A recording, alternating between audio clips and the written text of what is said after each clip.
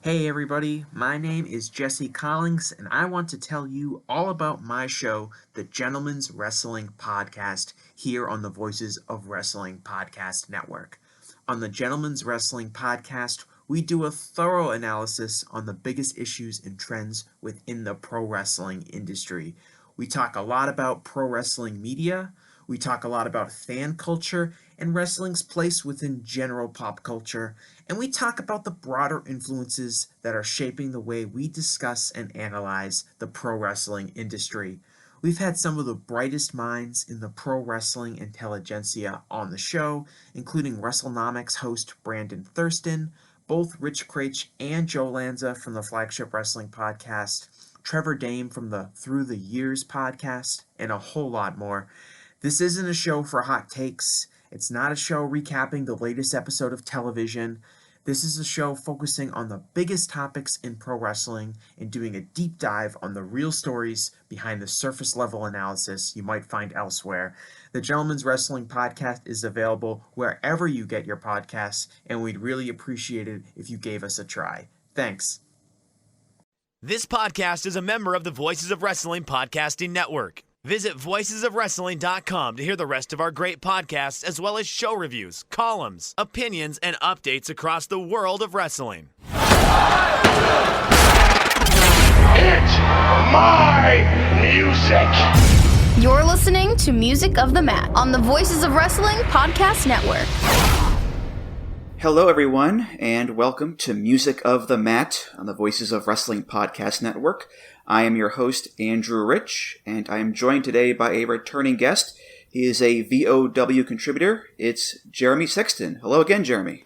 Hello. It's great to be back. Yeah. It is your third time on the show here. And as we all know, Jeremy, triples makes it safe. Triples is best. It's best, yes. Yes. I mean, you have a wife. She's good, right? You know. I have a wife, right? Tell the kid. Sorry. You know her. You met her. I have met her. Yeah, but yeah, since the last time you were on, you've actually moved to Las Vegas. I have. I'm out here in Vegas, just baking in the sun still in September, and loving that I'm not going to have to shovel my driveway in a couple months. So. That is pretty nice, yes. And it tickles me that a man of God like yourself has moved to such a hotbed of sin there, Jeremy. Well, hey, I mean, Jesus hung out with, tax collectors and prostitutes, and so where better than I've already hung out with the tax collectors when I lived in D.C., and so now it's time to come hang out with the prostitutes. So yeah. What happens when a man of God moves to Las Vegas? Be sinner's luck coming this fall to NBC. I've never been to Vegas. I have a good friend who's gone a bunch of times over the years, and he's not really a gambler. He's more like the entertainment side of things, the resort side of things. And he always says, don't go more than a week. Go like 4 or 5 days tops. After that, it just comes kind of a little too much, I guess. And I believe that because Vegas does seem like a lot. Does it seem like a lot to you so far, Jeremy? Well, so the local experience and the come to Vegas experience are two totally different experiences. Right. Like when we were here we did a winter here, January and February, before we decided to make the move.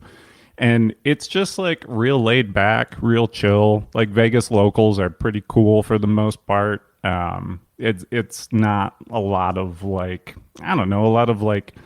angry energy in the city. Everybody's just kind of like, whatever. And and so it's nice. And so for us, like we're still young here in Vegas, and people keep telling us like, you'll get bored of going to the Strip and stuff. But for us, like we're huge foodies and things like that. So for, we have it's like a 15-20 minute Uber trip to the Strip from our house. And so we can like go get dinner somewhere, go see a show. We just saw Tom Segura on Saturday.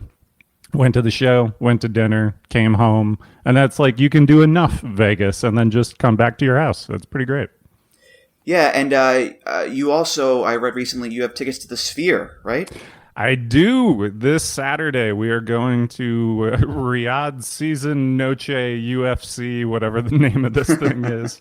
We waited. This is another nice thing about living in Vegas is that you can wait for ticket prices to drop because you don't have to book travel. And so the initial Sphere tickets were like $3,000 a piece. And that wasn't exactly in the budget. So we were like, well, we'll wait. We'll wait it out. We'll wait it out. And they got below $800 last week. And then it became real like, ooh, we could make this happen. It's a really special show. And so we are going Saturday and I'm really excited. Yeah, I mean, it looks like just an amazing place to see a concert or a show in general. I mean, there's been U2 there. There's been Fish there. I know Eagles are going to be there pretty soon for like a weekend residency kind of thing. So, although I know you get migraines, are you going to be okay in that venue with those giant screens everywhere? So yeah, it's interesting. The noise usually is worse than the sound at places like that. So I've got a pair of the Loop earbuds, like the noise earplugs that are fantastic, and so those are just in my pocket at all times now, basically. And so I'll definitely have those in. I'll have my sunglasses on me just in case. But I'll probably pay for it the next day. That also happens where I can get up for like a big event. And then the next day it's like, oh, you used way too much energy in the tank for that. And so we'll see how Sunday morning goes. It's probably not going to be super fun, but Saturday night looks like it's going to be incredible. I'm sure. Yeah. Well, speaking of fun, let's get to today's episode here. Today's episode is called Card Subject to Change. And that is a phrase that many wrestling fans are used to nowadays. We see it on show posters and show lineups all the time. It basically means that there's a chance that a promoted wrestler may not show up, or a match may get changed or canceled because of an injury, some sort of emergency or travel issue. And in our case here on the show, that means we are playing songs where the person singing the lead vocals on the song is not the band's typical lead singer, or co-lead singers in some cases. The proverbial card has been changed, and someone else has taken their place. Either it's someone else in the band who does not normally sing lead, maybe they do sometimes but not always, or never sings lead, or it's an outside guest who is brought in for this one song or what have you. So it makes for a fun topic, especially when a bunch of the songs that we picked here today, Jeremy, are actually really big hits. Yeah. It was surprising to me as I was putting my list together, like how many of these songs, like I legitimately love. Like these aren't just, it wasn't just, oh, let me cobble together a list of songs that qualify. It was like, oh no, I actually really love all of these songs. So it's an exciting, and we had a little peek behind the curtain. We had a brief discussion about the Cars coming into this because they technically have one lead singer, but literally every single one of their hits was sung by the bassist. So we talked about this in the episode with Mora. Rico Kasich is the main frontman of the Cars. He sings a lot of their big hits. But Ben Orr was really a co-lead singer. He sings on like 3 or 4 songs per album, and a lot of those songs are also hits. So we made some decision-making, and your original pick, Drive, was cast aside there and replaced. But it's all okay because there are plenty of great songs we'll get to on today's episode. And oh, yes. I was thinking, too, about this topic. You do kind of wonder what if in a lot of these scenarios. What if the actual lead singer sang it instead of this other person? And that's true for wrestling, too. I mean, so many times in wrestling, there's been cases where the original plans fell through, or the original match fell through, and something else has happened, and it spins off wrestling history into a whole new timeline. The one that I always think of is 2019, when originally it was supposed to be Bryan Danielson versus Mustafa Ali at WrestleMania 35. And then Ali gets injured leading out to Elimination Chamber, and then Kofi Kingston takes his place, and then that leads to Kofi Mania, where Kofi gets the big title shot at Mania, and he gets the big title win. And I think ultimately that did end up working better in terms of like the atmosphere or whatever, but you do wonder like what would have happened if Ali had not gotten injured and Ali was the one who was facing Bryan. Or what if, CM Punk didn't do that stage dive and break his foot a couple years ago? Or what if we did get that Demon Balor versus Sister Abigail match? What could have been, Jeremy? What could have been? Well, and even like on a much smaller scale, I'm thinking about a year ago or so. Yeah, it was about a year ago where CM Punk is fired and in comes Bryan Danielson in a strap match with Ricky Starks at All Out. Yes. A show I went to. And so sort of what would have happened if it would have been Punk in that match against Starks like it was supposed to be? Would we have gotten, it still probably would have been real good, but would it have been the insane classic that we ended up getting? Who knows? Who knows? It's the eternal question. Yeah. But let's get to the music here. We both have 10 songs, and I have brought a play-out song as well. Jeremy, start us off here. What is your first pick? All right, so my first pick, it was always going to be from this band by this singer, but there were two songs I was really trying to nail it down between. The band is the Beatles. The singer, of course, is George Harrison. And the song that I ended up going with just barely nudged out something. And that song is While My Guitar Gently Weeps.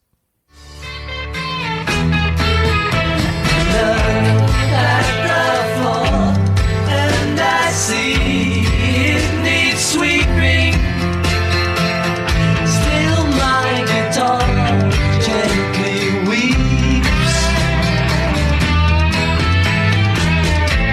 I don't know why nobody told you how to unfold your love. I don't know how someone controlled you. They bought and sold you. I look at the world and I notice it's turning while my guitar gently. This song is just an absolute classic that George and Eric Clapton basically made by brute force against the against the rest of the band's wishes. They came in, they were like, "No, we've got this song. We're going to make this song." They forced them to make this song, and it is absolutely incredible. Everything about this, just the guitar solos that run through it, just like the chord progressions, the whole thing, like it's just a mood, it's a vibe. Slow hands just go into town in the background. This is just awesome. It's incredible. It's a great song. It's a classic, yeah. And I looked it up. George has 22 Beatles songs that he sings and wrote. Ringo even less, of course. And within that, he has some of the best Beatles songs. It's this, Here Comes the Sun, Something, I Me Mine, Taxman. I'm not a huge fan of Within You, Without You. We'll put that to the side. But besides that, I mean, he's got some classics, no doubt about it. And people thought, oh, he's the quiet Beatle or whatever. He had stuff to say. He just, needed John and Paul to get out of the way for him to say it. So, yeah, just a great pick for sure. And without, this song, we don't get the performance of this song at the Rock and Roll Hall of Fame. I was going to bring that up, yeah. One of the greatest things that's ever happened. I mean, like, it turns anyone that's seen it into Charlie Murphy, like trying to explain what Prince did, like, and then he threw his guitar into the air. I don't know where it went. It still has never come down. If you haven't seen the Rock and Roll Hall of Fame, While My Guitar Gently Weeps, with Tom Petty and George's Son and Prince and like everybody Jeff else Lynne, on the planet. Steve Winwood. Yeah, like just guitar legends. And then Prince goes out there. And my wife is someone who does not like guitar solos. Like, they just do nothing for her. And I was like, no, but you have to see this one. And I played it for her, and she was like, all right, yeah, that was pretty cool. Like, it's so unreal what Prince does. I don't want to make this whole thing about Prince, but this song was the canvas that he like took to an even higher level, which he could do because it's an incredible song. Well, my first pick was also recorded at Abbey Road. Pink Floyd, was making their album Wish You Were Here, and they had this song, and Roger Waters' voice was too stressed to sing it. David Gilmour wouldn't sing it. At the same time, this guy named Roy Harper was also recording there, and he was their friend, so he stepped in and he sang the song. This is Have a Cigar.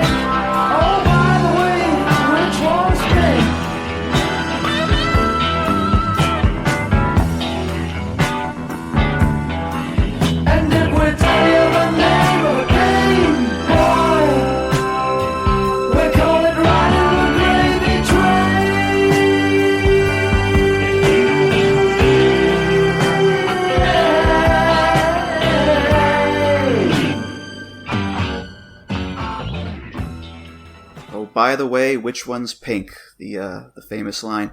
Yeah, Roy Harper, he is a folk artist, very influential on bands of the day. If you know the Led Zeppelin song, Hats Off to Roy Harper, that's him. They named it after him. So, yeah, one of my favorite Pink Floyd songs, despite the fact that no one in Pink Floyd actually sings it. And I know Roger Waters actually later regretted not singing it, but to me it sounds just as good whether it was Roger or David or whomever. So yeah, I really enjoyed this one.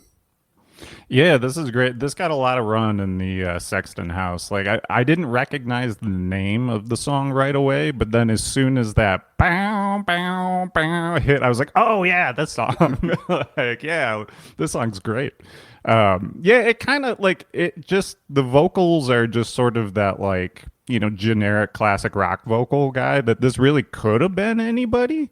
But like the guy it's great. Like, and so I can understand why they might be thinking like, man, we should have done this one ourselves. But, yeah, the song, it slaps. It's a great Pink Floyd classic. And, there are only 2 other Pink Floyd songs sung by a non-member, Great Gig in the Sky off of Dark Side, and a song that they put out 2 years ago when Russia invaded Ukraine called Hey Hey Rise Up. They had this Ukrainian singer come in and sing the song there. So, yeah, not too often you'll find a Pink Floyd song that Roger or David or Sid aren't singing. Yep. I know Richard sings a couple. Nick does the spoken word on him one of these days. But anyway, Jeremy, what's your next pick for us? All right, so my next pick, it was a little bit of a controversial song at the time that it was released, but this has been called by one of the members of the previous group, the Beatles.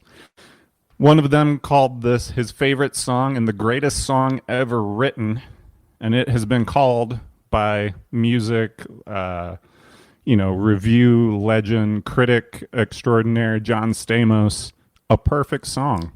And I'm inclined to agree. It's God Only Knows by the Beach Boys. I may not always love you, but long as there are stars above you, you never need to doubt it. I'll make you so sure about it. God only knows what I'd be without you. If you should ever leave me, well, life would still go on, believe me. The world could show nothing to me, so what good would living do me? God only knows what I'd be without you.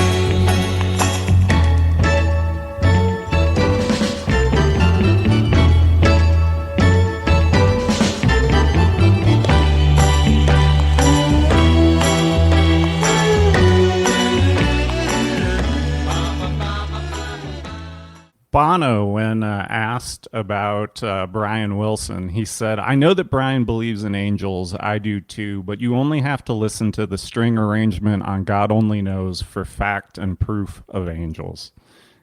This song is an absolute masterpiece. Somehow it manages to hit every emotion like all at the same time in ways that are hard to vocalize. Like, it's syrupy sweet, but yet it's also kind of like heartbreaking at the same time. Like, it also makes you want to cry. I believe this was used to great effect in the game BioShock Infinite, where they have a barbershop quartet sing it, and it's supremely creepy because this song is somehow like all of those things all at the same time. It is Paul McCartney who called this his favorite song, said it's the greatest song ever written. It's just so great. Carl apparently had not done much singing. This is a Carl Wilson lead vocal. I think I had seen someone had counted up on Reddit that he had done lead vocals until this song on only like 3 tracks. And then it was after that I believe he started doing a little bit more.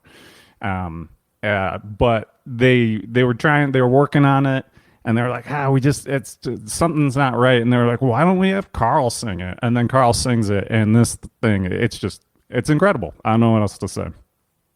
Yes, I agree with Uncle Jesse and his fine summation of this song. Yeah, I was confused at first when you picked this, because I thought, well, it's the Beach Boys. Don't they all sing? Yep. And then I realized, oh, this was the first big song that Carl sang lead on, and everything else before that was mostly Brian or Mike on lead.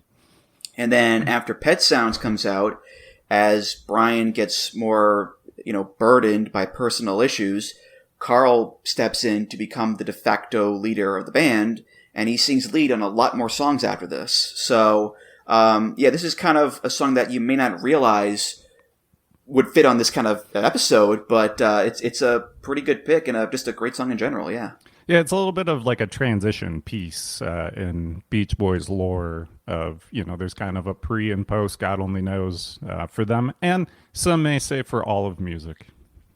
Did you watch the Beach Boys documentary that came out recently? No, I haven't yet. It's really good. It does skip over a lot of stuff, though. It mainly focuses on the start of the band and like the 60s stuff. So it's not like a complete comprehensive history. It's like a little under 2 hours, and you can't get 65 years of a band in under 2 hours. But it's great for what it is, I think. If it was like a multi-part series, like a 4-hour thing or whatever, I'm sure it would have delved a lot deeper. But there's a lot of... They do have a good amount of stuff in there regardless. So nice. Yeah. Okay, my next pick is a little band called Queen. And we all know Freddie Mercury is the front man through and through. But on every Queen album, there are 1 or 2 songs where Brian May, the guitarist, sings it, or Roger Taylor, the drummer, sings it. And this is a Roger song. It's off of A Night at the Opera, and it's actually the B-side to Bohemian Rhapsody, which I have a story about that in a little bit. But this is a quirky and delightful little song called I'm in Love with My Car.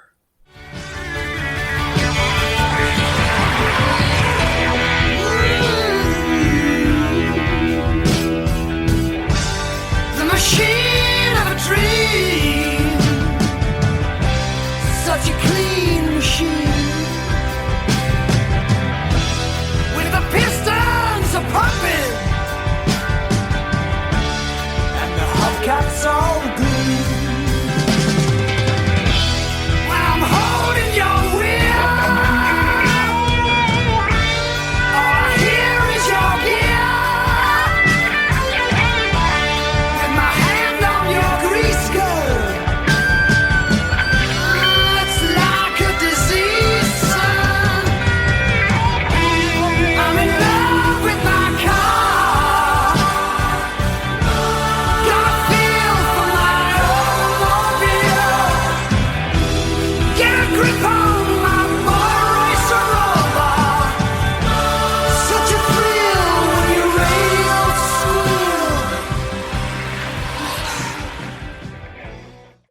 So I genuinely enjoy that song despite it being pretty goofy. There's a line, "Told my girl I'll have to forget her, rather buy me a new carburetor."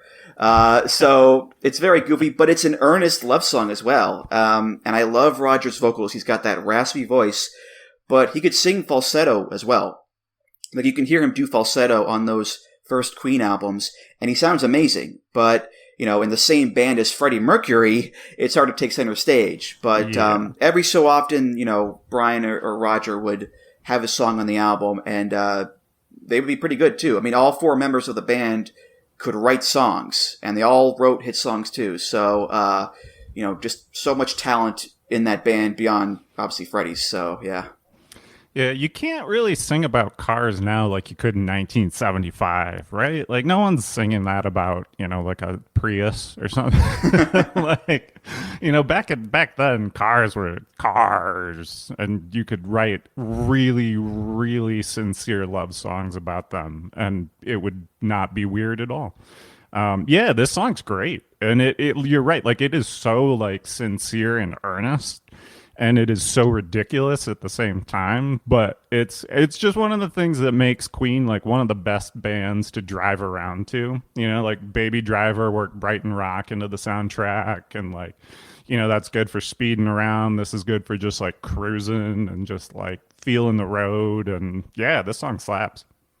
Yeah, and the story goes, Roger loved this song so much, he locked himself in a tape closet and he wouldn't come out until they agreed that the song would be the B-side to Bohemian Rhapsody. And I think part of the motivation, of course, is the royalties, because if you can get a hit single, you get the royalties from it.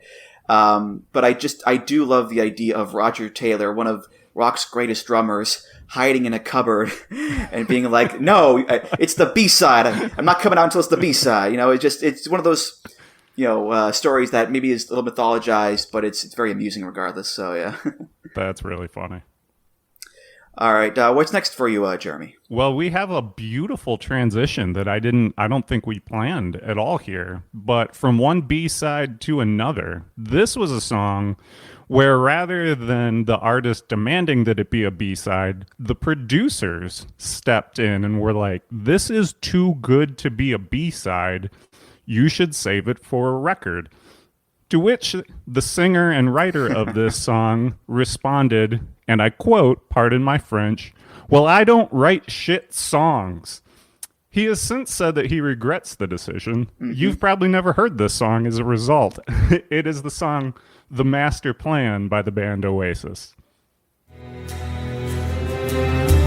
Take the time to make some sense of what you want to say, and cast your words away upon the waves, and sail them home with acquiesce on a ship of hope today.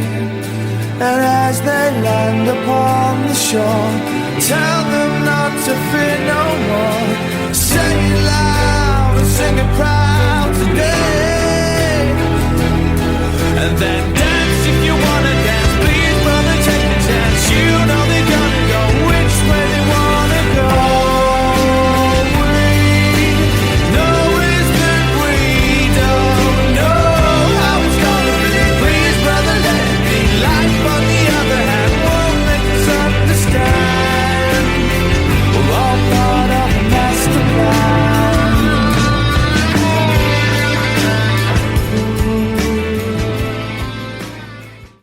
This is definitely one of Oasis's most complex tunes. This is pure Noel Gallagher through and through. This was the B-side for the song Wonderwall. And so it came out in 95 as a B-side. It wouldn't be released on an album until way later when they released an album of B-sides called The Master Plan, of which this was obviously the title track. I love this. It's definitely the most music of any Oasis song. Like the orchestra just puts it way over the top. For me, like, I love mixing in an orchestra in a rock band or like an orchestra in hip hop. I just went a couple weekends ago to the Wynn and got to see the 30th anniversary of Illmatic, which, pardon me while I turn to dust over here. But it was the 30th anniversary of Illmatic. It was Nas and the Las Vegas Philharmonic played together. And so it's like an orchestra playing the beats to that song. And it could not have been more like my jam. You combine an orchestra with like a band and of pop music, and I'm there. What's really funny about this one, though, there's a real Born in the USA situation going on where like it's called The Master Plan, and you hear like it belts out like we're all part of a master plan. And the song is about how there's not actually a master plan. And so like people have gotten it completely wrong. But this is total like apex Oasis, where when people ask Noel about what the song is about, he will tell you it's his greatest achievement as a songwriter, but he doesn't even really know like what it means or anything like that. But it rocks, and I love this. Yeah, Noel has a really good voice. He does. He sings on a chunk of songs on the albums as time goes on with the band. Don't Look Back in Anger was a huge hit, and that's Classic. him singing on it. But mostly it's, a lot of B-sides, a lot of non-album songs where he sings lead, including this one, of course. And yeah, Noel is on record regretting having this be a B-side and not holding it back for the album. And I agree, it's a beautiful song. And I think if you put this on What's the Story, Morning Glory, which is already a legendary album, I think you put that on the same listing as Wonderwall and Champagne Supernova and Some Might Say and all those songs, it would have made that album, I think, even more incredible. But yeah, look, again, it's the what if factor of it all. What if this was on the album and not just on the compilation album? So yeah, but okay. Up next, I have a weird song by New Order. This is from their 2015 album Music Complete, and this one, Bernard Sumner wrote this poem, and they put it to music. But instead of having Bernard sing it, they got this guy named Iggy Pop to recite it. And if you ever wanted to hear Iggy Pop recite poetry, here you go. This song is called Stray Dog.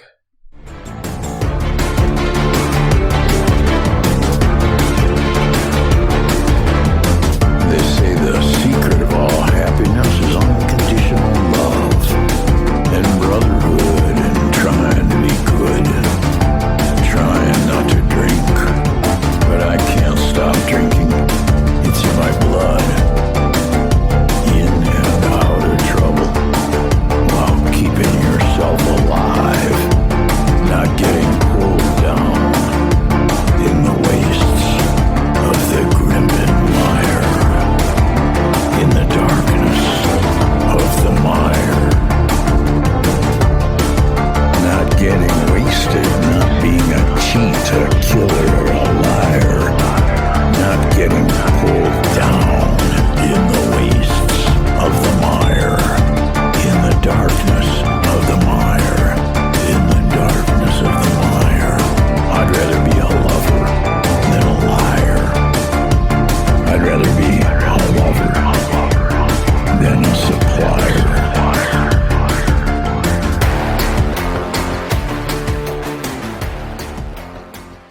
Yeah, just a real creepy, dark piece of music, kind of a cosmic gumbo, moves to the beat of jazz.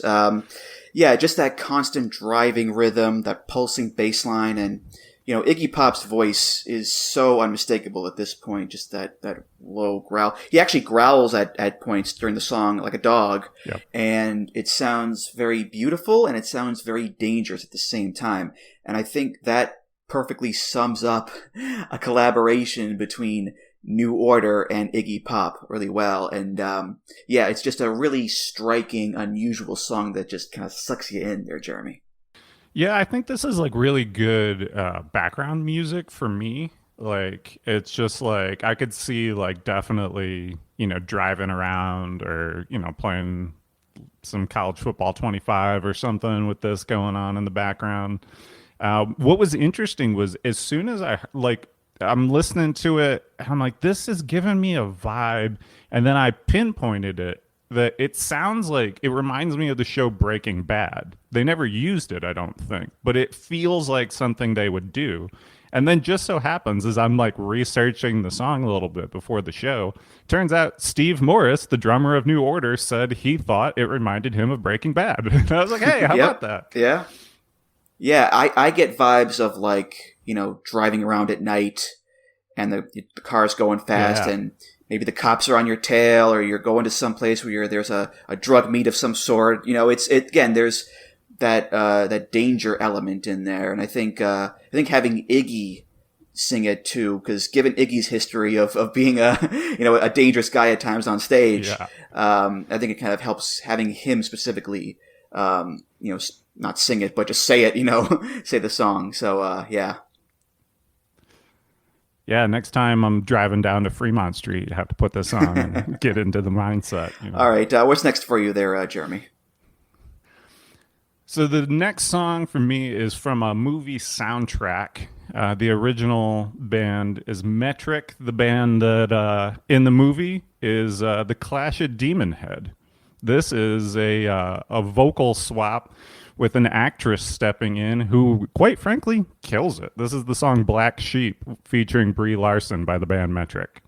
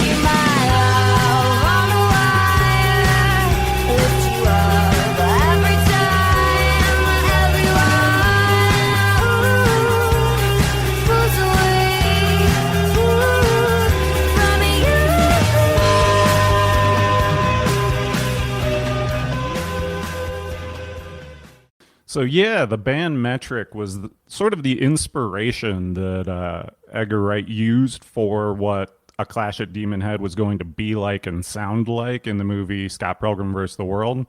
And so they needed a song for the big performance where you would meet that band, and they chose this song because Metric thought it was sort of... they didn't use this language, but for our listeners, they would understand this. This is like the pro wrestling version of the band Metric, where it's them, but everything's just turned up to 11. So it's a little more electric than they normally are. It's a little heavier than they normally are.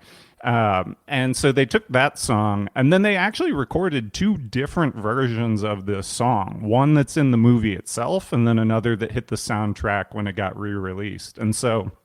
the soundtrack version, it's a little bit heavier than Metric's version, but then the film version is actually even more, like it's specifically, they tried to make it sound more sinister because she is a heel in the movie.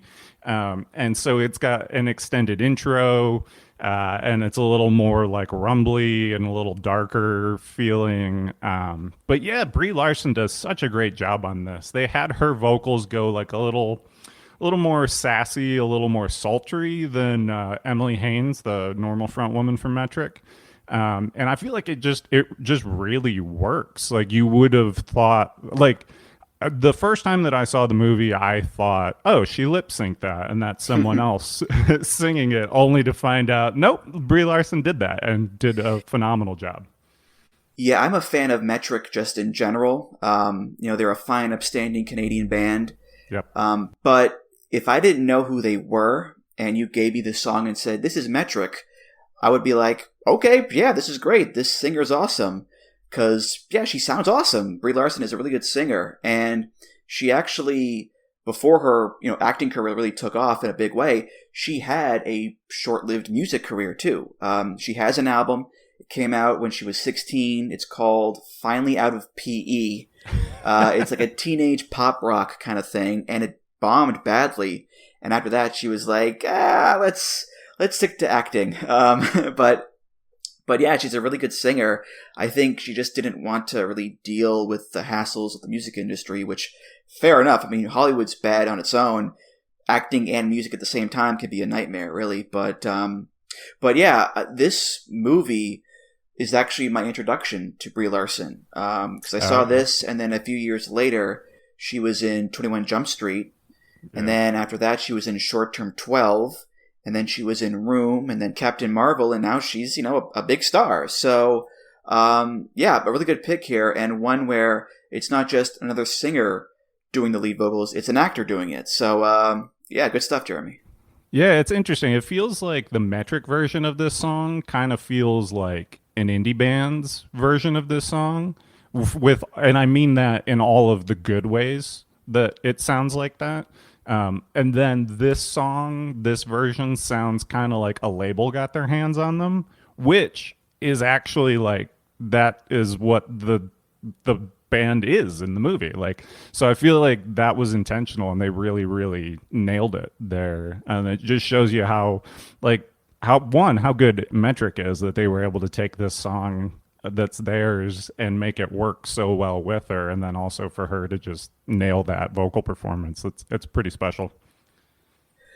All right, my next pick here is actually a cover. This was originally done by a band called The Click. No connection to wrestling, of course. This is REM. They did their own version of this song for their album Life's Rich Pageant. And Michael Stipe takes a back seat here. He does backing vocals. And the lead vocals are done by Mike Mills. So let's hear REM's version of Superman. You don't really love that guy you're making with now, do you? I know you don't love that guy, 'cause I can see right through you. I am Superman, and I know what's happening. I am Superman, and I can do anything. If you go a million miles away, I'll track you down, girl. Trust me when I say I know the pathway to your heart.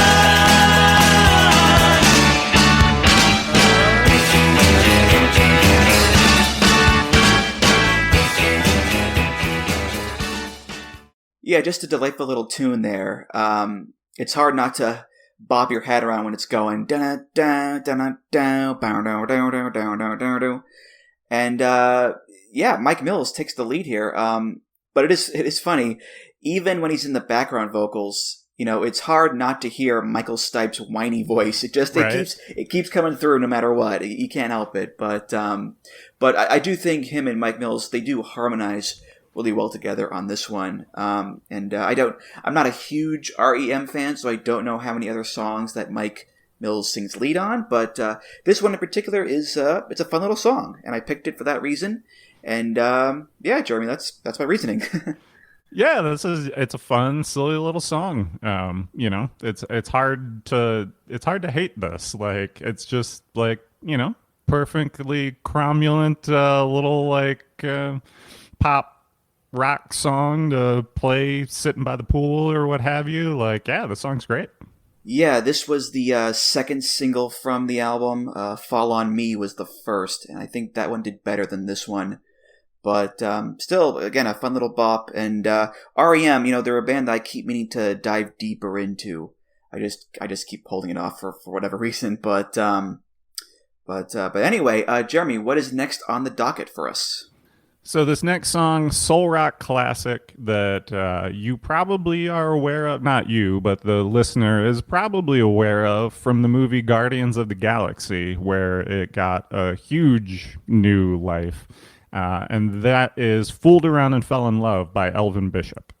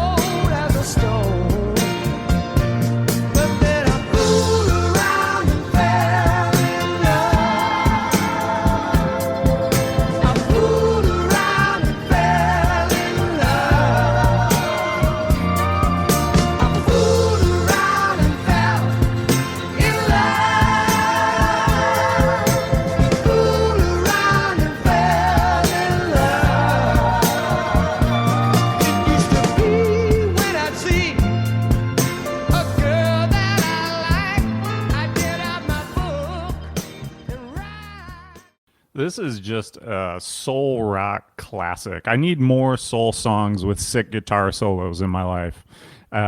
Believe it or not, the song Fooled Around and Fell in Love by Elvin Bishop is not sung by Elvin Bishop. Elvin Bishop is the one playing guitar on this song. The vocals come from Mickey Thomas of Jefferson Starship. He actually got the gig because of this song. They heard this song and were like, hey, that guy can sing. He should be in our band. And then he was. And then that happened and Starship happened and everything that happened after that because of his work here on Fooled Around and Fell in Love, which is just, in my opinion, an absolute classic soul rock song. It's pretty great. Yeah, Elvin Bishop, a guy who was in Paul Butterfield Blues Band before he went solo. And he's got like a blues country vibe to him, of course. And this is one of those examples where he has this song and he decides that his voice wasn't right for it. He gives it to his background singer, Mickey Thomas, and it becomes his biggest hit, his most well-known song. And, Mickey Thomas, of course, as you said, will go on to be in Jefferson Starship. Wrestling fans, AEW fans, you've heard his voice quite a lot over the years because he sings Jane. He sings Orange Cassidy's theme song. He also sings We Built This City on Rock and Roll. So, you take the good, you take the bad, but yeah, just a really, really smooth voice to him. And you pair that with the musicianship as well. It makes for just a great combination for sure, Jeremy. Oh, yeah, the dueling guitar solos back and forth and like just everything about this is just, it feels very much of its time, but in a way that's also timeless. And it's, it's just so, it's why it works for a space movie about a tree that talks and walking around raccoon and things. Like, it works wherever you want to put it because it's just that good. Mm-hmm. All right, my next pick, I am cheating a little bit because my next band is Gorillaz. And Gorillaz, they've got a lot of collaborators. So many over the years. Every other song has a guest singer, pretty much. And this one features a guy named Pevin Everett from Chicago. This is off of the album Humans. The song is called Strobe Light.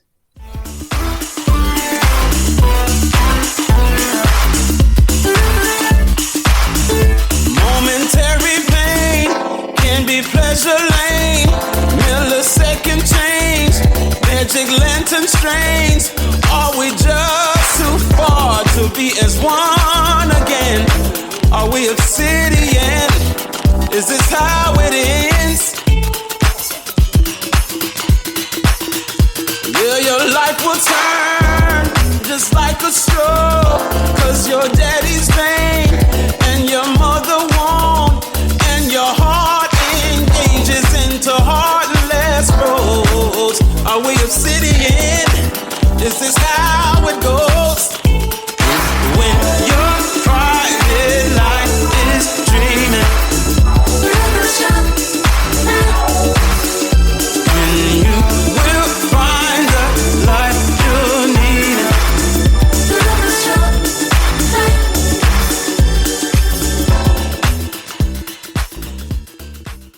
Smooth as butter. Yeah. So, Damon Albarn from Blur. He's, of course, the main guy in Gorillaz. And like I said, he's worked with a ton of people in this band over the years as guests. And not all of them are super famous, as is the case here. I'm sure a lot fewer people have heard of the name Pevin Everett than have heard of Mos Def or De La Soul or Beck or Snoop Dogg or whatever. But that doesn't matter because he's still incredible. He still has this amazing voice, as you just heard. And what's really cool is that, for as big as Damon Albarn is, he's not opposed to working with, guys like Pevin who are your more under the radar working man singers. And what's also cool is that I've seen Gorillaz several times, and sometimes they bring the collaborators with them on tour. And I saw Pevin sing this one live. And later on, he sang on this song called Stylo. He did Bobby Womack's part, and he crushed it there too. So, I could have picked so many songs by Gorillaz. I'm a huge, huge fan of theirs, but I went with this one there, Jeremy. Yeah, this is a great song, and his vocals on it are incredible. And yeah, I would imagine him being from Chicago, like he's probably something of a name in like the Chicago house scene that I just am not hip to in any way, shape, or form. But just yeah, an incredible job that he does on this track. A bit unfortunate recently, they just announced that he had a lung cancer diagnosis. And so there's actually a GoFundMe right now. If you just Google Pevin Everett GoFundMe, you'll find it. Listeners, you want to go chip a few bucks in. They're just trying to raise money for his lung cancer treatment, which, you know, hey, worthy cause, throw in $5 or what have you. But yeah, they do a really incredible job on this song. This is a great dance track. And honestly, I'm surprised because I'm not a huge Gorillaz fan. Like, I feel like I should be a bigger Gorillaz fan than I am. But I haven't, it's not that I have listened to it and not liked it. I just haven't listened to too much of theirs. And this is a song that when I heard it, I was like, why have I never heard this song before? Like, I DJ'd in DC in the 2000s. Like, how did I not hear this? But yeah, this is great. Yeah, they cover a lot of bases. They do a lot of dance stuff, a lot of rap stuff, rock, and you know, soul and Latin music. They really branch out in a lot of different ways, which is pretty cool because Damon, obviously being in Blur, a bit narrower in the scope of the music. But with Gorillaz, he's able to really branch out and really stretch his stuff there for sure. But okay, Jeremy, what do you got next for us? All right, so my next song, probably most famous, from Tony Soprano, just driving around, singing it, belting it out. Who hasn't done the same? It's Dirty Work by Steely Dan. Light the candle, put the lock upon the door. You have sent the maid home early, like 1,000 times before. Like the castle in its corner, in a medieval game, I foresee terrible trouble, and I stay here just the same. I'm a fool to do your dirty work, oh yeah. I don't wanna do your dirty work no more. I'm a fool to do your dirty work, oh yeah.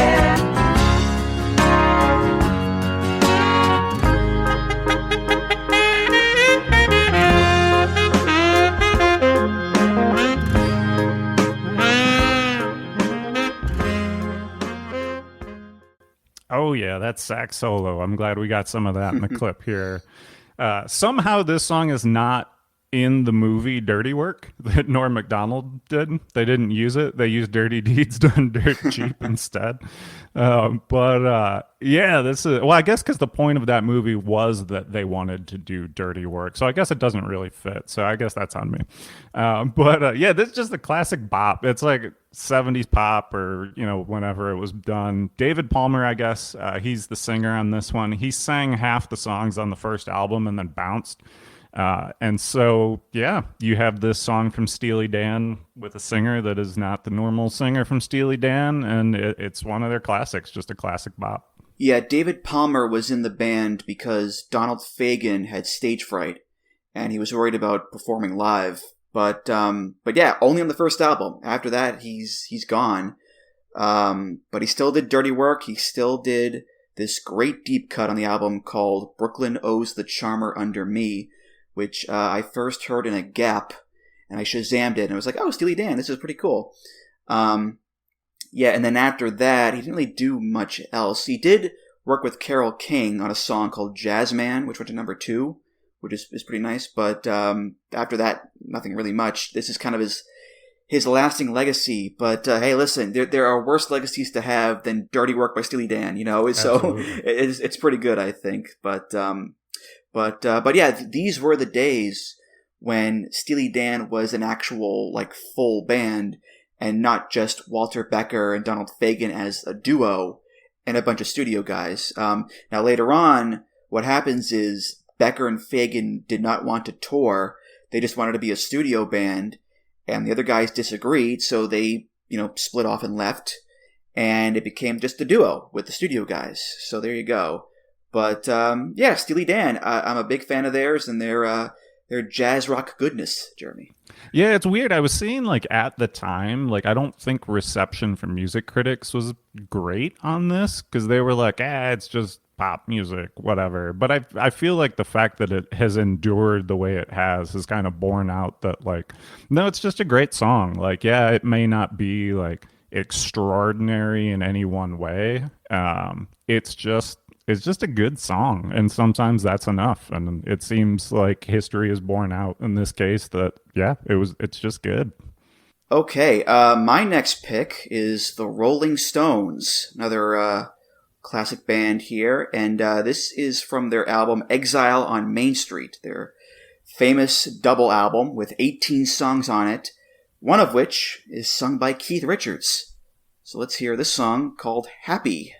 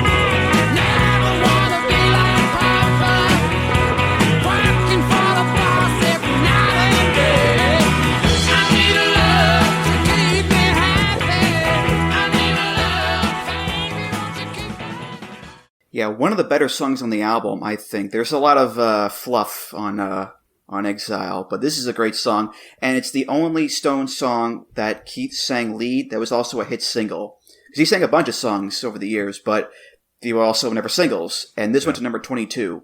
And that makes sense because Keith sounds really good on this. People think Keith Richards, they think walking drug silo, talking like Jack Sparrow, but the man can sing, He's a triple threat, a guitarist, a singer, and a snorter. So, Keith, good on him, man. He's still with us, and Happy's a good little tune there, Jeremy. Yeah, it feels like with the Stones, they always had the throw Keith a bone song, and then this is one of the ones that actually really took off. I don't know if you noticed it. I pick up a little bit in the beginning of this song. There's a little bit of Three Dog Night, Joy to the World in there. And it did come out a year prior. So I'm wondering if there was maybe a little bit of that kind of snuck in while they were coming up with riffs for this or whatever. Because I get a similar vibe going on. Yeah, maybe it's like a Blackout Recall where Keith was just, bombed out of his mind and it's on the radio and, it comes to and I've got an idea for the song here and it just happens. It just happens. So exactly. Yeah. But okay, what do you got next for us there, Jeremy? All right. The Star Child, the Demon, the Spaceman, the Catman. They're known for very many things. Detroit Rock City, I Want to Rock All Night. But did you know that their biggest hit, number 7 on the Billboard Hot 100, is a little more subdued tune by the name of Beth? This is Kiss.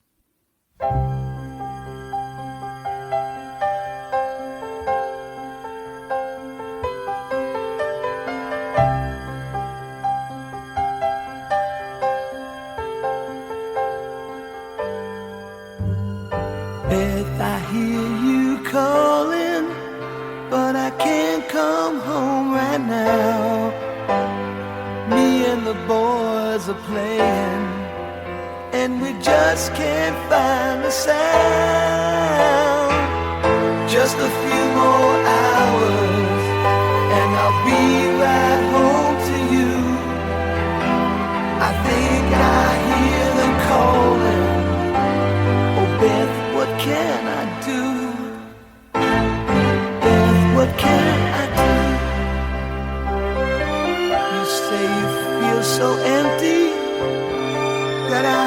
just ain't a home.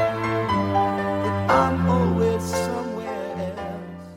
So Kiss, normal lead singer, of course, Paul Stanley, the star child. Here, Randy Newman steps in. I'm sorry, I mean Peter Criss, the Catman, the drummer, steps in. There's a lot of Randy Newman in here, although there's nothing in the song about... There's more Rod Stewart, in my opinion. Oh, He's interesting. got kind of a raspy little voice kinda there. See Yeah, that. Yeah, I like. And the song "Hard Luck Woman" is very Rod Stewart-esque. Yes. For sure. Yeah, but I can hear a little Randy in there too. Yeah. It's just like when he strains, and like in the very beginning, it's like I get real big Randy Newman vibes. Although there's nothing in the song's lyrics about how short people have no reason to live, so it couldn't be Randy Newman. But yeah, this is one where Peter Criss, the drummer, sings. He knows how to write a song. Or does he? Are you aware of the controversy behind this one, Andrew? This song was written about a woman named Beck, originally, short for Becky. She was the wife of one of his bandmates in his old band. Yes. But they changed it to Beth, and there's a whole big hullabaloo of how much of the song did Peter write, how much of it did the other bandmate write, was it a 50-50 split, was it just the bandmate? Because I think like Paul was like, yeah, I read the lyrics, that's not Peter at all. Like he could not write lyrics at all.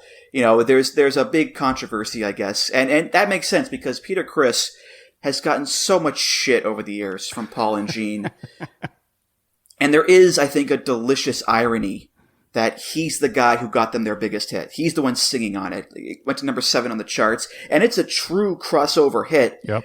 That helps bring more women to the shows. Yep. And it's the goddamn Catman who does it. I mean, how great is that, really? It's so fun. And I think Gene's refrain all these years has been like, well, if he can write these great songs, then why hasn't he done another one?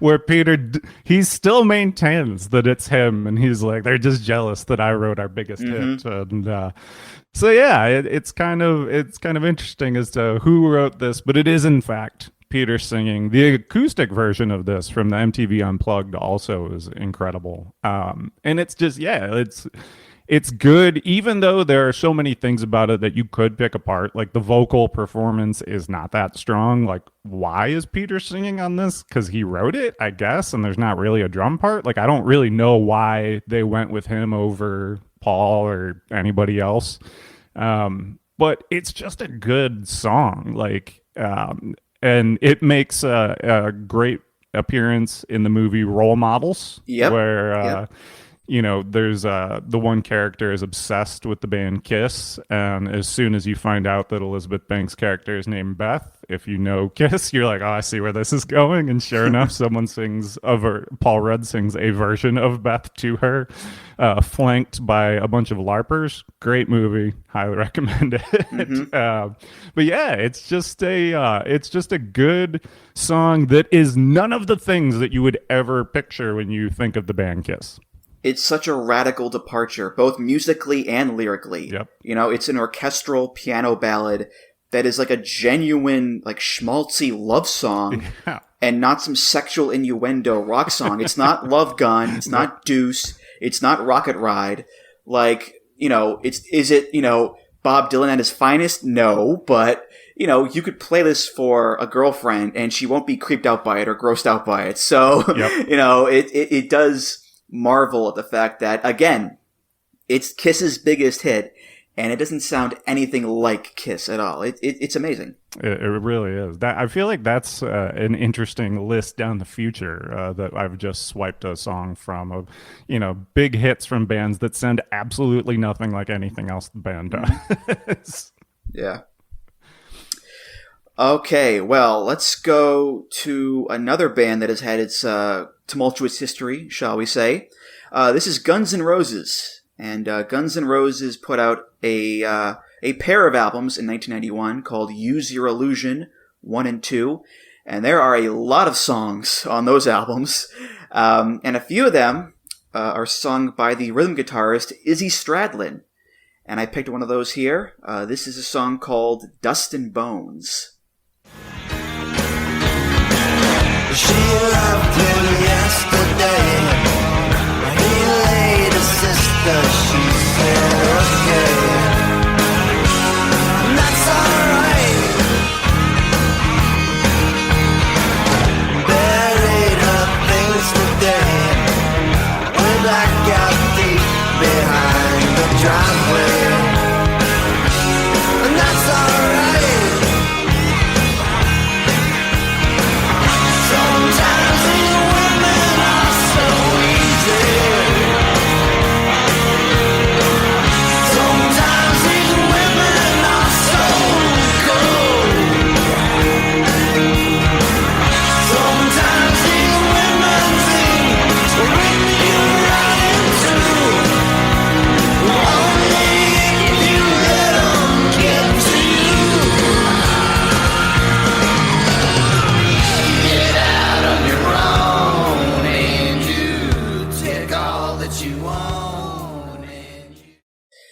So, similar to Superman by REM, it is really hard to keep Axl Rose in the background of a song because he is such a force of nature. He can't help but just, pound his way through there. But this is a really damn good song, I think. This got a bluesy swagger to this one, and I love the vocal harmony sandwich at times, where you've got Izzy's voice on top, and then Axl's underneath, and then underneath that, this kind of like low, like growly kind of voice. And the Use Your Illusion albums, they were in some ways an attempt to diversify the band's sound. Cause, so often GNR go full throttle with a lot of their songs, especially with Appetite, but they did try to experiment a little bit and kind of go in a few different directions here with the Use Your Illusion stuff. And that included having Izzy sing a few songs, and they made a good choice there because Izzy is a damn good singer there. So, I really enjoyed this one, Jeremy. Yeah, and I felt like listening to this that his vocals are great. Like, why was it even an issue when Axl left the band? Like, why wasn't this just always Guns N' Roses? Like, I mean, I understand that, like, 80s, you wanted a frontman that was going to be a lunatic, but, like, just musically, like, it works, and it works perfectly well. It kind of reminded me of that meme. I don't know if you've seen it. I keep seeing it on Instagram of, it says like AC/DC, like starting a band, like, okay, so we'll call ourselves AC/DC. Now who should be the lead singer? And then it cuts to a guy that's like, I don't know, guys. It could be any one of us. It's like, that's what it kind of made me think of here. I was like, oh, this guy's got a better voice than Axl. Like, they could have just kept going. Like, they didn't need him, like, once he left. But I guess, I don't know, people thought that, commercially that it was there. Musically, I feel like just let Izzy cook. This is good. Yeah. I actually listened to both Use Your Illusion albums last year in full for the first time ever. And it's a heavy meal. It's a heavy meal. There's a lot of songs on there. It's 30 songs in total, I think. And they're not all going to be winners, but there are some real killer deep cuts on there, like Dust and Bones, that maybe don't get as much love as the big singles do. But if you have 4 or 5 hours to kill, carve out that time to listen to the albums, because they're pretty good. I will say, though, do not listen to the last song on 2, My World, because it's bad. Okay, it's just a bad song. So you're better off just skipping that one. But Jeremy, what is your next pick? So next up, we've got a band that is fronted by a very famous and iconic lead singer that also happens to have an absolutely incredible musician on drums who can write a song himself, and Dave Grohl is involved. And I'm not talking about Marigold by Nirvana. I'm talking about Cold Day in the Sun by the Foo Fighters. Just like where you're welcome out if you don't let it go. There's nothing that you couldn't say, 'cause you said it all before. It's time you walk this lonely road all on your own. So it's your cold day in the sun. Looks like you're bleeding home. It's all that you want. Wish I could take it away, save it from yourself. You get so lost inside your head like no one else. Looking for someone to blame, being all alone. You'll take the heat, but you would never. So this song comes from Foo Fighters' In Your Honor, which came out, I believe, in 2005. That puts me junior year of college. This was an incredible album and an incredible song on it. It's not like some, showy, it's probably not many people's favorite probably was not many people's favorite Foo Fighters song until the recent passing of Taylor Hawkins, the drummer for the Foo Fighters, who is on vocals and is the writer of this song. The song actually features him on vocals and Dave Grohl back on drums. Whenever they played it live, they would stay in place and Taylor would play drums and still sing, and then Dave would play acoustic. It's just like a laid back, feel good jam sesh. It kind of reminds me of Big Me from their self-titled debut, where it's just sort of, just like, it's just, you picture dudes just sitting around on stools, like singing this song, like in the studio. And so it's just a real nice, feel-good song, which of course it has taken on so much more meaning now since Taylor's passing. It seems to be a song the fan base has rallied around to some degree. Like I noticed, I saw way more people talking about this song after than before, as sort of, and I believe they play it in memory to him. It's a good one. Yeah, it's kind of kismet that you picked this, because I picked Have a Cigar earlier, and Foo Fighters did a cover of that with Taylor singing lead. So it's kind of funny how that works out there. That is funny. I, like everybody else, I miss Taylor so much. I saw Foo Fighters at Fenway back in 2018, and he is just, he was a monster on the drums. And they did a cover of Under Pressure with Taylor on lead and Dave on drums. Oh, wow. So yeah, it's one of those things where Taylor could step out from behind the drum kit and sing, and Dave could, fill in obviously for him. They had that kind of versatility. And if you read Dave's autobiography, The Storyteller, which came out before Taylor died, the love that he had for him was so evident. And they did the tribute concert at Wembley, the first of two, and they do Times Like These, and Dave gets so choked up singing it. It just hits you right in the gut. Yeah. So, a really nice song that kind of takes on a whole new meaning and a whole new weight after, Taylor's death. Yep. Okay, let's see here. My next pick is another ballad, and I figure let's add some more ladies to the episode here, and we'll do that with this band, Heart, which is, of course, Ann and Nancy Wilson. Ann is the singer, Nancy's the guitarist, and Nancy has, on a couple of occasions, sang lead on a few deep cuts here and there, but she does sing lead on a big hit. This is off of their 1985 self-titled album, and the song is These Dreams. And the full moon that hangs over these dreams in the mist, darkness on the edge, shadows where I stand. I search for the time on a watch with no hands. I want to see you clearly, come closer than this, but all I remember are the dreams in the mist.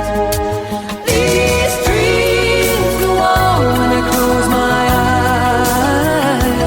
Every second of the night, I live another life. These dreams that sleep when it's cold outside. Every moment I'm awake, the further I'm away. Is it cloak and dagger? Could it be spring or fall? So that song, it was co-written by Bernie Taupin of Elton John fame, and a guy named Martin Page, who wrote King of Wishful Thinking by Go West, and he also co-wrote We Built This City by Starship. There it is again. And it was originally offered to Stevie Nicks, who said no, and then Hart took it, and it was Nancy who sang it. And the reason that Nancy's vocals sound kind of gravelly there is because she had a cold. But she still sounds really good. And I think a funny story is, I think when the time came for Nancy to maybe, sing another song, the record company wanted her to have that gravelly voice again. And I think the line was, "Can't you just get sick again, please?" So that's kind of the story behind that. But yeah, not one of their rockers, definitely on the lighter side of things for hard, but again, it's the 80s, and a lot of bands that were rockers in the 70s softened things up a little bit in the 80s to, chase the hits. But a good song is a good song, and this is a good song there, Jeremy. Yeah, the spray paint came out and the teasing began, and the 80s were here. And I wrote 2 words for this in my notes as I was listening to the songs. This is pop perfection. Like, it's an earworm.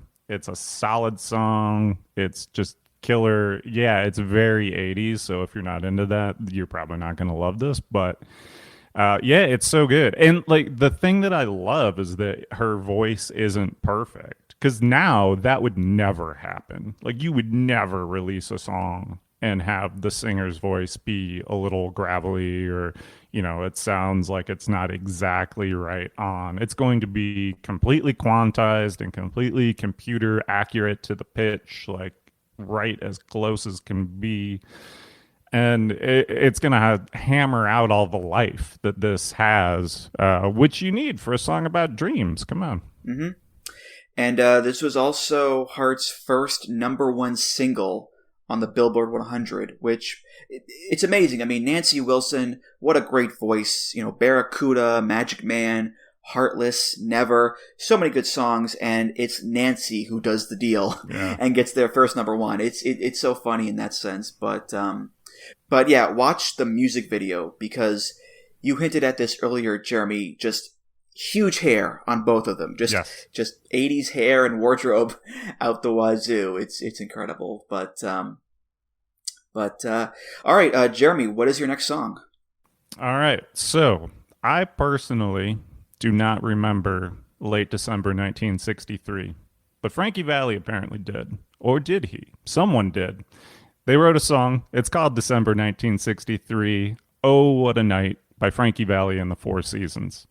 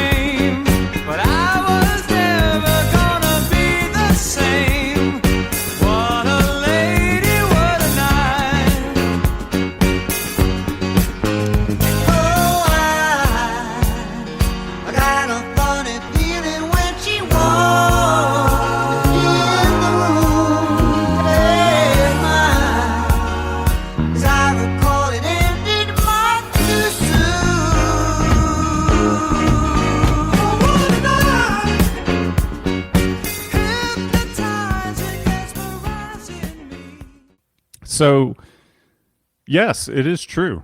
The most famous song that you probably know from Frankie Valli and the Four Seasons is not sung by Frankie Valli. This is sung by the drummer, Jerry Polci.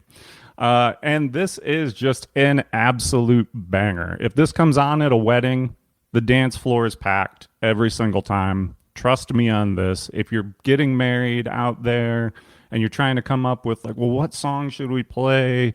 We don't have a DJ that we really trust. We need a good playlist. This song, boom, you're going to pack the dance floor. Guarantee it. This is coming from one of the best wedding DJs in the DMV. It's a classic. This is so good. Yeah, it's amazing. I looked it up.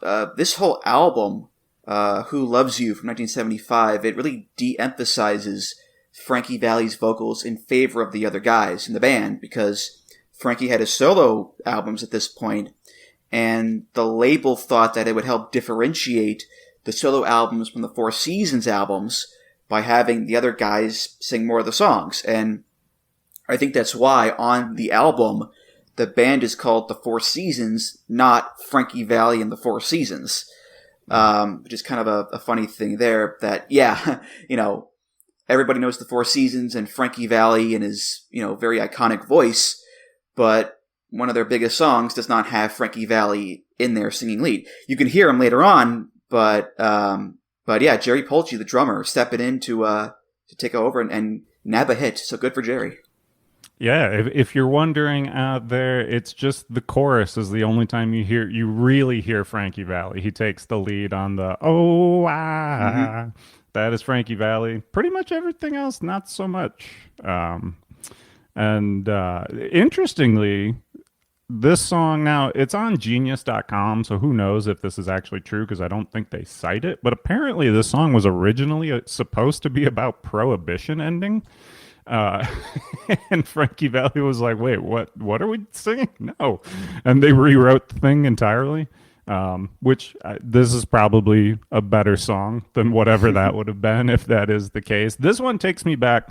Like sometimes you'll hear a song and it puts you in a space. This, along with Centerfold by the Jay Giles Band, that they just take me immediately to the roller skate rink as a kid.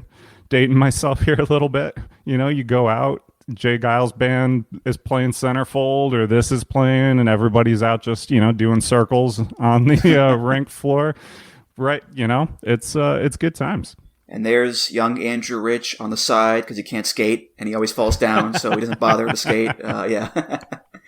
Yeah. Did you ever see the musical Jersey Boys? I have not, no. I went with my parents many years ago.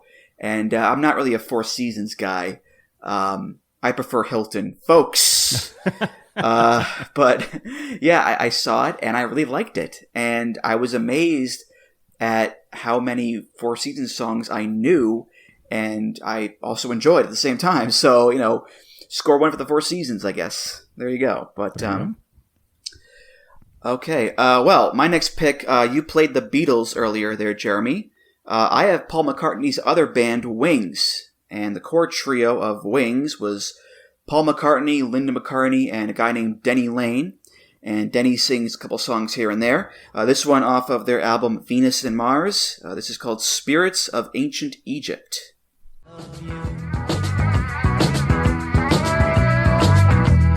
I'm your baby.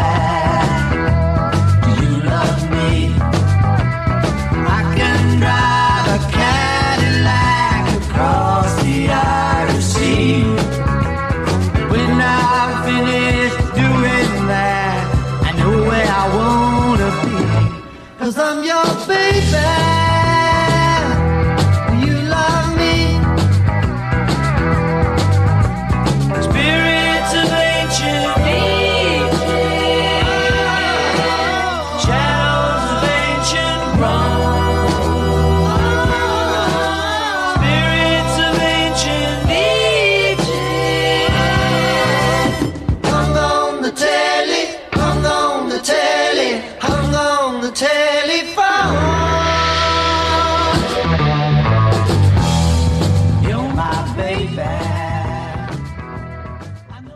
Kind of a spacey, ethereal sort of sound going on there. Denny Lane, before he was in Wings, he co-founded the Moody Blues. And he sang their first hit single, Go Now, and was only on the first album. And then after that, he left, and the band turned into, you know, the proper Moody Blues with the prog rock, art rock sound. But he does sing Go Now on the live album Wings Over America, which is pretty cool. But yeah, you know, besides all that, when you're in a band with Paul McCartney, he takes up a lot of oxygen. And rightly so, because it's Paul McCartney. But still, it's not Paul McCartney solo. It's Paul McCartney and Wings. It's an actual band. And Denny was an integral part of that. You know, he co-wrote on some songs. He sang on some songs. He was with the band from the beginning until the very end. So, yeah, he still got his moments to shine, as is the case here, Jeremy. Yeah, I had never heard the song before. And so I'm listening to it, and it's like, it's such a, you know, it feels like an old school rock love song that you're like, okay. And then it hits that line where it's like, and when you finish doing that, I know what you'll want to do, or when I finish doing that, I'll know where I want to be. And when it hits that, the music gets weird for a second in a way that you don't expect. And you're like, okay, that was kind of strange. But all right, back to the rock and love song. And then all of a sudden, the chorus comes out of nowhere like a cult presentation. Spirits of ancient Egypt. Whoa. It's like, what did I get roped into? But that's very Beatles-esque. I mean, they had a lot of those songs in their later run that were like 3 or 4 songs like blended together. Band on the Run is 3 songs blended together, really. So, it's par for the course with Paul for sure.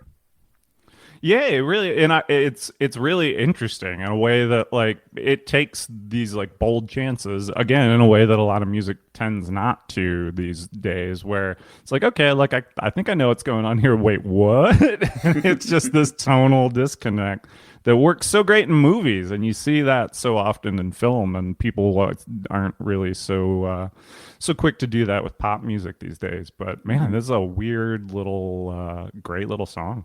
Mm-hmm. Yeah, and Denny Lane, he's died, but I actually got to talk to him on the radio a few years ago. I was producing my dad's show at work, and Denny was a guest caller because he had a concert coming up, and I talked to him on the air, actually, and I kind of fanboyed about Wings for a little bit, so it was pretty cool, and awesome. He was a nice guy, so R.I.P. Denny Lane. Very cool. Great, there you go. All right, Jeremy, what is your final pick for us today?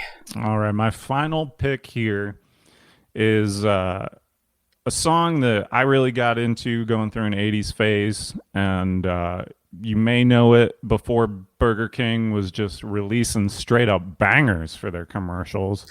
They were using, music just like everybody else, and this is a song that they use to great effect. This is Tempted by the band Squeeze. I'm at the car park, the airport, the baggage carousel. The people keep on riding, and wishing I was well. I said it's no occasion, it's no story I can tell. At my bedside, empty pocket, a foot without a sock. Your body gets much closer, I fumble for the clock. Alarmed by the seduction, I wish that it would stop. Tempted by the fruit of another, tempted but the truth is discovered. What's been going on now that you have gone? There's no other. Tempted by the fruit of another, tempted but the truth is discovered. Yeah, so this is one that, around the time that everybody was listening to Running Up That Hill on repeat, like, I had some playlists of some 80s stuff going on, and this seemed to make its way into, like, all of them. By the band Tempted, this is their keyboardist, Paul Carrack, on lead vocals for this one. And in the clip that you heard, there's also a little Elvis Costello snuck in there as well. Mm-hmm. He produced it. Yep, who produced this track for them. And it's just a good 80s pop song.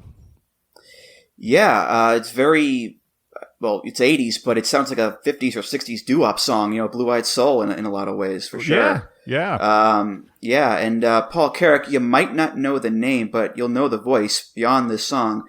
He was in a band called Ace, which has this song called How Long Has This Been Going On? He was also the co-lead singer for many years in Mike and the Mechanics. So if you know the song The Living Years, he sings that one too. And so he's had his fingers in a lot of pies, and he was the keyboardist in Squeeze for a year or two at this point. And he sings one of their most famous songs. So again, a guy kind of brought in while the band's been going on for several years. He comes in, and Elvis Costello is producing the album. He's like, you know what, Paul, you sing this one. And he does, and it's a hit. So, when Elvis says something, you tend to listen, I think, there, Jeremy. Exactly.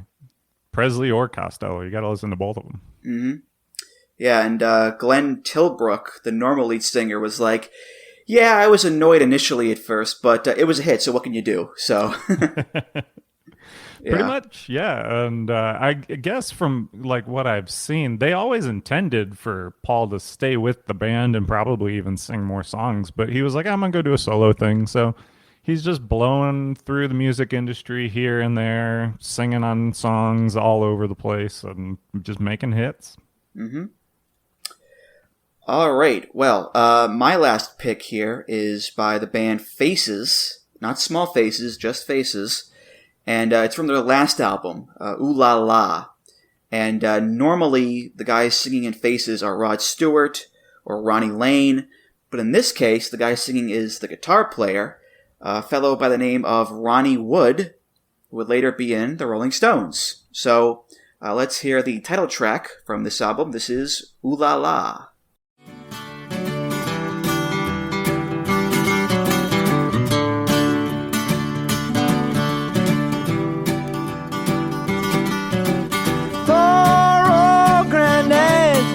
I laughed at all his words. I thought he was a bitter man. He spoke of women's ways. They trap you and they use you before you even know. For love is blind and you're far too kind. Don't ever let it show. I wish that I knew what I know now. When I was younger, I wish that I knew what I know now. When I was stronger, the can such a pretty show to steal your heart away. The backstage back on earth again. The dressing rooms are great. They come on strong and it ain't too long, but I make you feel a man. So this is a similar story to Have a Cigar, where both Rod Stewart and Ronnie Lane tried singing it. They couldn't make it work. And then the producer, Glyn Johns, was like, hey, Ronnie Wood, you try it. And boom, there's the song. And it's actually one of my favorite Faces songs ever. I discovered it watching the movie Rushmore because it's played during the end credits. And that makes sense because it does have that nostalgic, wistful feeling to it and looking back on your life and so forth. But yeah, Faces, one of the great classic rock bands of the late 60s, early 70s, much more blues-focused and blues-oriented a lot of times. But when it came time to, show off more of a folky, acoustic side of things, here's future Rolling Stones guitarist Ronnie Wood to lead the way. So yeah, that's my last pick, Jeremy. Yeah, this song's incredible. And I think most people just assume this is Rod Stewart singing it. Because it kind of, you can, in the same way that you're like, well, Steven Tyler is singing Dream On, so surely this is Rod Stewart. You can expect a little bit of time to have aged the voice there. But no, it's Ronnie Wood. And it's such a good song. It's interesting, too, because it's another one of those songs, kind of like I had mentioned with Master Plan, where it's like, you have this idea because the chorus is so it gets used in commercials all the time. I wish that I knew now when I was younger, and that's such an easy sentiment to hit home for people. But the verses are just like, these broads, am I right? That's the thing that he wishes he knew when he was younger, was just, man, these women, they'll get you. And so that's just funny to me in that way that, sometimes a song can just sound a certain way and just be itself so iconic that it doesn't really even matter what it's actually about. And yeah, this song is a classic in every way that you could possibly define one. Yeah, a good chorus and a nice melody can cover up a lot of the lyrical peculiarities, shall we say. Yeah. Yeah, there's, what's the song that I'm thinking of? The pop song with the doot doot doots that's about crystal meth.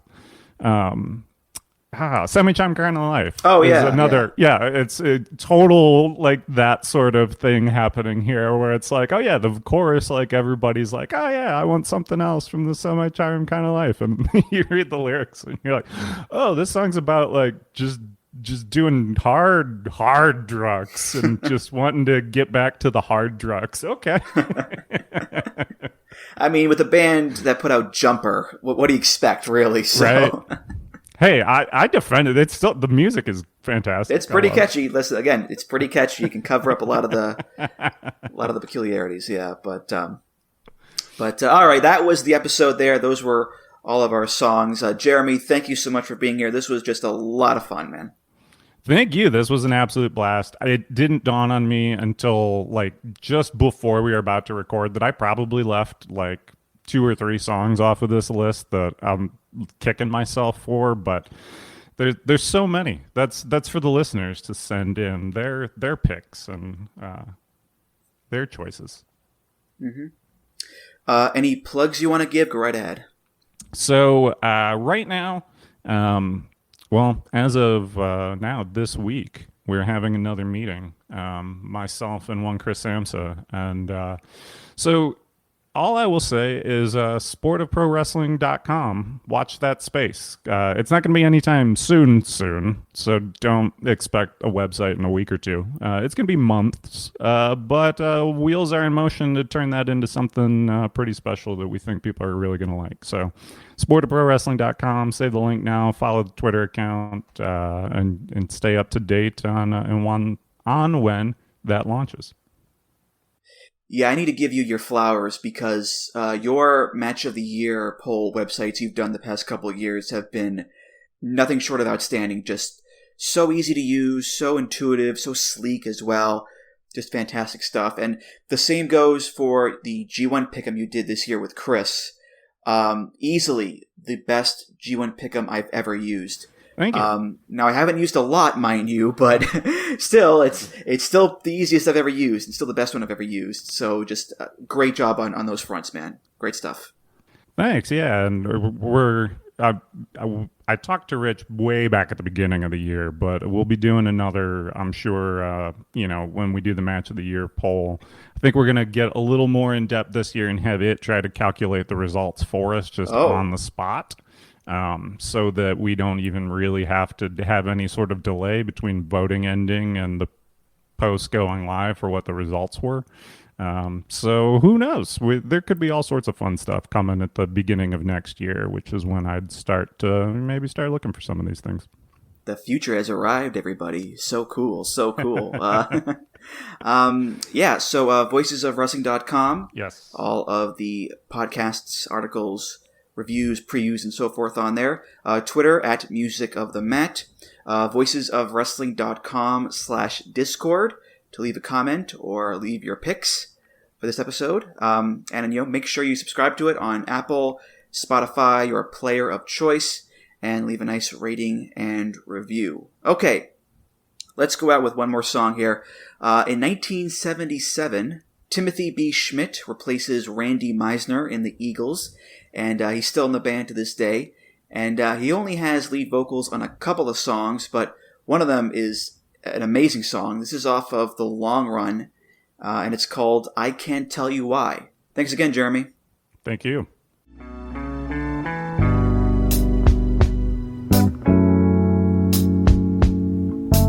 When we get crazy, it just ain't right. Keep your head. Girl, I get lonely too. You don't have to worry. Just hold on tight. Caught in your little world. 'Cause I love you. Nothing's wrong as far as I can see. We make it harder than it has to be. And I can't tell you why. No, baby, I can't tell you why. I can't tell you why.